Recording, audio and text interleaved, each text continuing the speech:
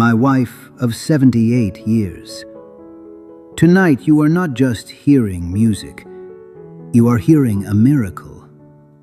You are hearing love that survived the end of the world. We were barely 18 years old, August 9th, 1945, 3 days after Hiroshima. We were in Nagasaki. I was a trumpet player in a small ensemble. Yuki played the harp at her family's temple. We had just gotten engaged the week before. We were planning our wedding for that autumn.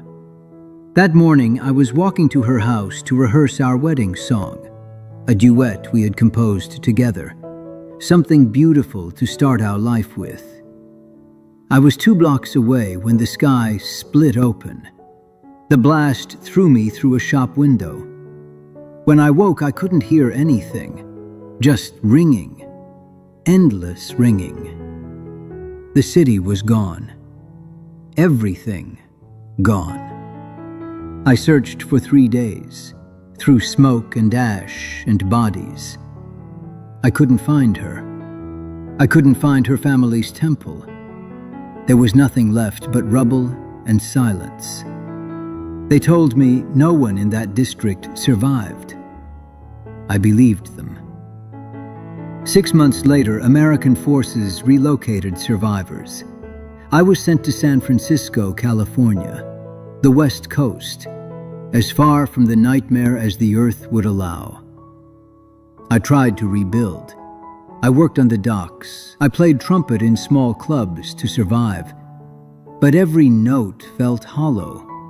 Every song reminded me of the girl I'd lost, of the wedding that never happened, of the duet we never played. For 73 years, I carried her memory like a wound that wouldn't heal. Then in 2018, a miracle. My name is Yuki. I survived too. I was inside the temple when the bomb fell. The stone walls collapsed around me, but they also protected me. I was buried for 2 days before they found me. My family was gone. Everyone I knew, gone. I spent decades in Japan, alone. I searched for Kenji, but the records were destroyed. I was told he had died in the blast. Then, 73 years later, a survivors registry connected us. When I saw his name listed in San Francisco, I didn't believe it.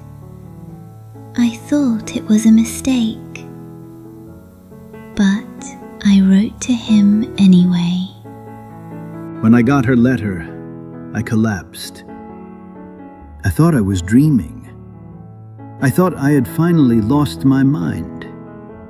We video called, and there she was. Older, yes, marked by time and grief, but still Yuki, still the girl I'd loved. I flew to Japan the next week. We stood face to face for the first time in 7 decades. And we cried. We cried for the children we were, for the life we lost, for all those years apart. But we were alive. Against every impossible odd, we were both still alive. We married 3 months later, here on the West Coast in San Francisco. The city that gave me refuge became the city where our love was reborn. Tonight, we play What a Wonderful World.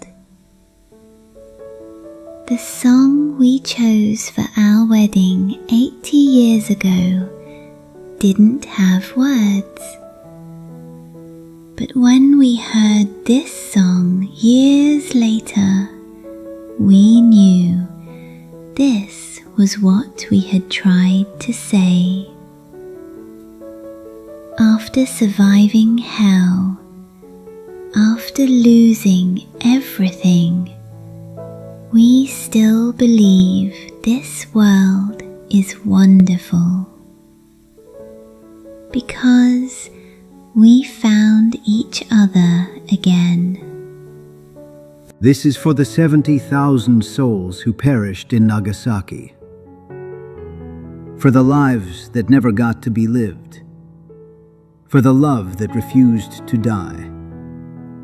Thank you for letting us finally play our wedding song.